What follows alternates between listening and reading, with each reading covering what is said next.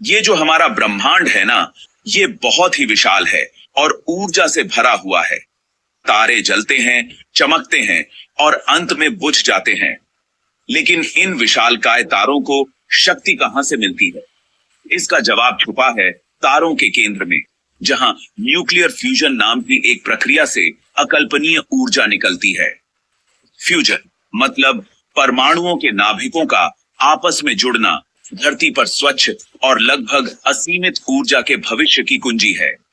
एक ऐसी दुनिया की कल्पना करो जहां फॉसिल फ्यूल की जरूरत ही ना हो, जहां बिजली घर तारों की ऊर्जा से चलते हों। यह है फ्यूजन का वादा। अगर आसान भाषा में समझे तो न्यूक्लियर फ्यूजन दरअसल एटम नामक छोटे छोटे कणों का एक ब्रह्मांडीय नृत्य है। एटम हमारे आसपास की हर चीज की आधारशिला होते हैं। हर एटम के केंद्र में एक नाभिक होता है जो प्रोटॉन और न्यूट्रॉन नामक कणों का एक छोटा समूह होता है। फ्यूजन में दो हल्के परमाणुओं के नाभिक जैसे हाइड्रोजन अत्यधिक दबाव और गर्मी के साथ एक साथ आते हैं। इससे वे अपने प्राकृतिक विकर्षण को दूर करके आपस में जुड़ जाते हैं, जिससे एक भारी तत्व बनता है और इस प्रक्रिया में भारी मात्रा में ऊर्जा निकलती है। यही ऊर्जा फ्यूजन को इतना शक्तिशाली बनाती है। हाइड्रोजन की थोड़ी सी मात्रा को मिलाने से उतनी ऊर्जा निकलती है जितनी कि हम उतने ही फॉसिल फ्यूल को जलाने से नहीं प्राप्त कर सकते। ऊर्जा का यह अविश्वसनीय घनत्व फ्यूजन को एक आकर्षक वैकल्पिक ऊर्जा स्रोत बनाता है। हमारा सूर्य, जो मुख्य रूप से हाइड्रोजन और हीलियम से बना एक विशाल गोला है, फ्यूजन का एक बेहतरीन उदाहरण है। सूर्य के केंद्र में बहुत ज्यादा दबाव और 15 मिलियन डिग्री सेल्सियस से ज्यादा तापमान पर हाइड्रोजन नाभिक लगातार हीलियम बनाने के लिए आपस में जुड़ते रहते हैं। इस प्रक्रिया को प्रोटॉन प्रोटॉन श्रृंखला अभिक्रिया कहा जाता है और यही सूर्य की ऊर्जा, प्रकाश और गर्मी का स्रोत है, पृथ्वी पर जीवन को बनाए रखता है। सूर्य एक विशाल स्वनिरंतर फ्यूजन रिएक्टर की तरह काम करता है। सूर्य का गुरुत्वाकर्षण बल हाइड्रोजन ईंधन को एक साथ रखता है, जिससे फ्यूजन होने के लिए आवश्यक दबाव और तापमान बनता है। जैसे ही हाइड्रोजन हीलियम में बदलता है, द्रव्यमान की थोड़ी सी मात्रा आइंस्टीन के प्रसिद्ध समीकरण EEmC2 के अनुसार भारी मात्रा में ऊर्जा में परिवर्तित हो जाती है। प्रोटॉन प्रोटॉन श्रृंखला हमारे सूर्य जैसे तारों में होने वाली प्रमुख फ्यूजन प्रतिक्रिया भले ही जटिल लग सकती है, लेकिन इसे सरल चरणों में समझा जा सकता है। आइए करीब से नजर डालते हैं। पहली टक्कर, दो प्रोटॉन जो हाइड्रोजन परमाणुओं के धनावेशित नाभिक होते हैं, अविश्वसनीय गति से आपस में टकराते हैं। एक प्रोटॉन एक दुर्लभ परिवर्तन से गुजरता है, एक न्यूट्रॉन में बदल जाता है और एक पॉजिट्रॉन जो एक इलेक्ट्रॉन का एंटीमैटर समकक्ष है और एक न्यूट्रिनो छोड़ता है। इससे एक ड्यूटेरियम नाभिक बनता है जो हाइड्रोजन का एक भारी आइसोटोप है, जिसमें एक प्रोटॉन और एक न्यूट्रॉन होता है। Deuterium fusion. नवगठित ड्यूटेरियम नाभिक फिर एक और प्रोटॉन से टकराता है जो एक हीलियम 3 नाभिक बनाने के लिए फ्यूज करता है, जिसमें 2 प्रोटॉन और एक न्यूट्रॉन होता है। यह फ्यूजन एक गामा किरण, प्रकाश का एक उच्च ऊर्जा वाला फोटोन जारी करता है।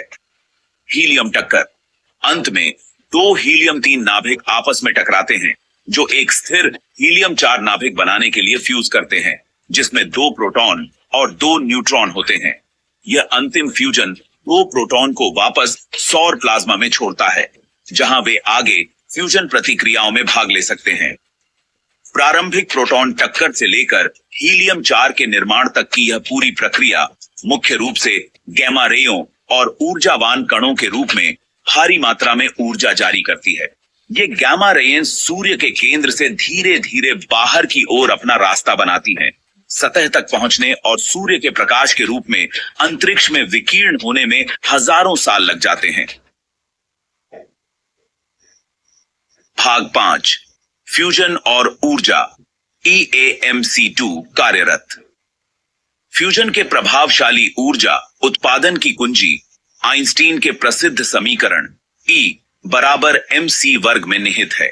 यह समीकरण हमें बताता है कि द्रव्यमान m और ऊर्जा E एक दूसरे से बदल सकते हैं, जो प्रकाश की गति के वर्ग c वर्ग एक अविश्वसनीय रूप से बड़ी संख्या से जुड़े हुए हैं। परमाणु संलयन के दौरान अंतिम उत्पादों का कुल द्रव्यमान जैसे हीलियम प्रारंभिक अभिकारकों के कुल द्रव्यमान से थोड़ा कम होता है, जैसे हाइड्रोजन। E बराबर mc वर्ग के अनुसार यह छोटा सा द्रव्यमान अंतर भारी मात्रा में ऊर्जा में परिवर्तित हो जाता है। यह द्रव्यमान से ऊर्जा रूपांतरण तारों की गुप्त चटनी है, जो उन्हें अरबों वर्षों तक चमकने देती है। अगर हम इस प्रक्रिया को पृथ्वी पर उपयोग कर सकते हैं, तो हम संभावित रूप से स्वच्छ ऊर्जा की लगभग असीमित आपूर्ति को अनलॉक कर सकते हैं। भाग पृथ्वी पर फ्यूजन दोहराने की चुनौतियां। पृथ्वी पर सूर्य के कोर जैसी परिस्थितियां बनाना एक बहुत बड़ी चुनौती है। फ्यूजन के लिए हमें एक अत्यधिक गर्म दबाव वाला वातावरण बनाने की आवश्यकता होती है, जहां परमाणुओं में अपने प्राकृतिक विकर्षण को दूर करने और फ्यूज करने के लिए पर्याप्त ऊर्जा हो। वैज्ञानिक दो मुख्य तरीकों पर काम कर रहे हैं, मैग्नेटिक कन्फाइनमेंट फ्यूजन और inertial confinement fusion. Magnetic confinement fusion यह तरीका शक्तिशाली चुंबकीय क्षेत्रों का उपयोग करके अत्यधिक गर्म प्लाज्मा, इलेक्ट्रॉनों और आयनों के घूमते हुए सूप को टोकामक नामक डोनट के आकार के उपकरण के भीतर सीमित करने के लिए करता है। प्लाज्मा को लाखों डिग्री तक गर्म किया जाता है, जिससे परमाणु फ्यूज होने के लिए मजबूर हो जाते हैं। इनर्टियल कन्फाइनमेंट फ्यूजन यह विधि शक्तिशाली लेजरों का उपयोग ईंधन के एक छोटे से गोले को संपीड़ित करने और गर्म करने के लिए करती है। आमतौर पर ड्यूटेरियम और ट्रिटियम का मिश्रण एक और हाइड्रोजन आइसोटोप फ्यूजन के बिंदु तक।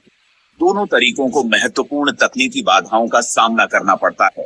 निरंतर फ्यूजन के लिए आवश्यक अत्यधिक तापमान और दबाव बनाए रखना अविश्वसनीय रूप से कठिन और ऊर्जा गहन है।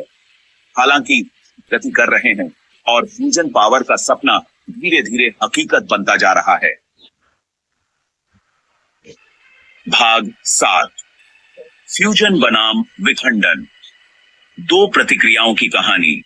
परमाणु संलयन को अक्सर परमाणु विखंडन के साथ भ्रमित किया जाता है।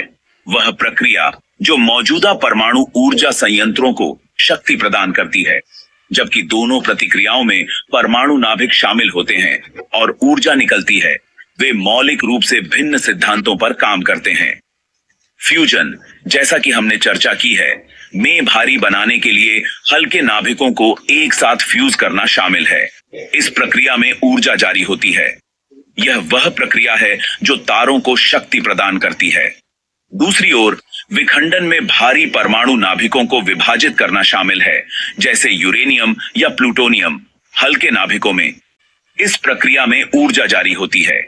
यह वह प्रक्रिया है जिसका उपयोग परमाणु ऊर्जा संयंत्रों में किया जाता है। फ्यूजन विखंडन पर कई लाभ प्रदान करता है।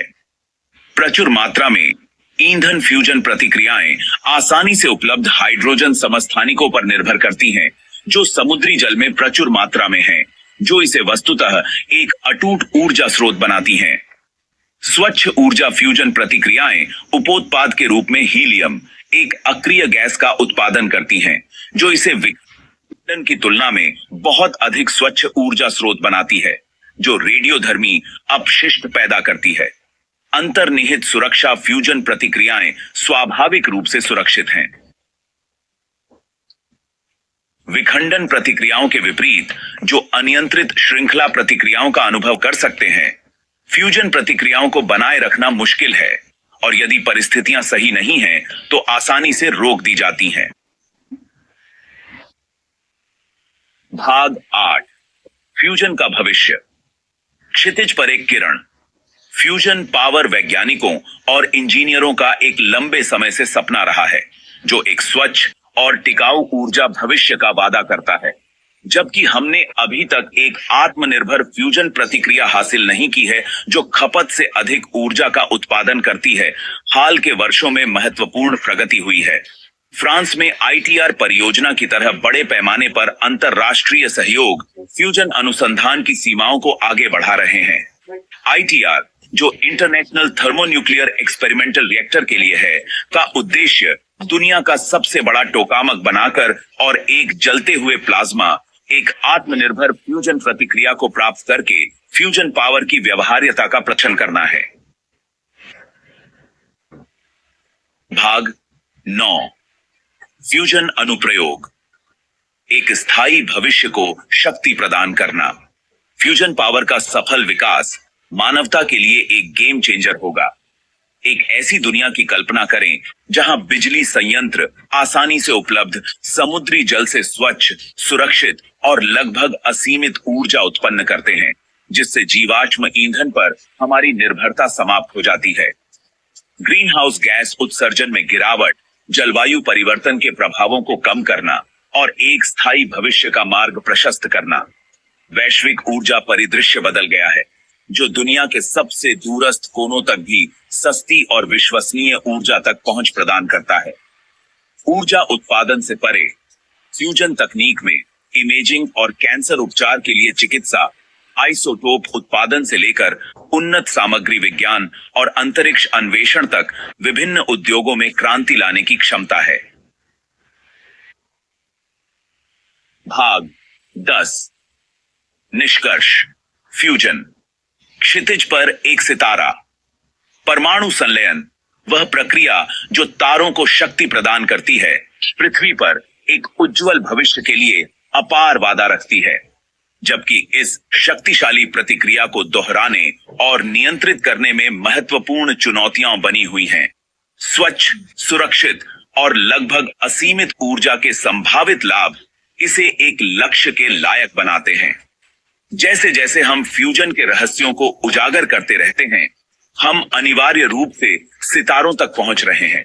उन बहुत ही ताकतों का उपयोग करने की कोशिश कर रहे हैं जो ब्रह्मांड को, हमारी दुनिया को शक्ति प्रदान करने के लिए प्रेरित करती हैं। ऊर्जा का भविष्य एक तारे के दिल में अच्छी तरह से निहित हो सकता है, जिसे मानव जाति की सरलता और दृढ़ संकल्प के माध्यम से पृथ्वी पर लाया